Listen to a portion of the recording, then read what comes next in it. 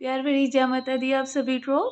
माता रानी जी का एक बहुत प्यारा सा भजन कहते, आसानी खलोतियां चोलियां नु तान के, लवेंगी तू सार कदों दस माए आन के, लवेंगी तू सार कदों दस माए आन के।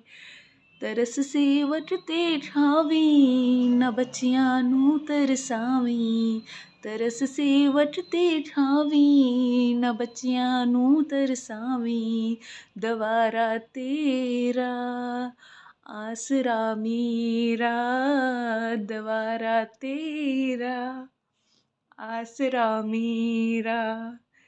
ए जिंदड़ी राह पई तटदी ਏ जो तवालड़िए माईए, ए जिंदड़ी राह पई तटदी ਏ जो तवालड़िए माईए, दवारा तेरा आसरा मेरा।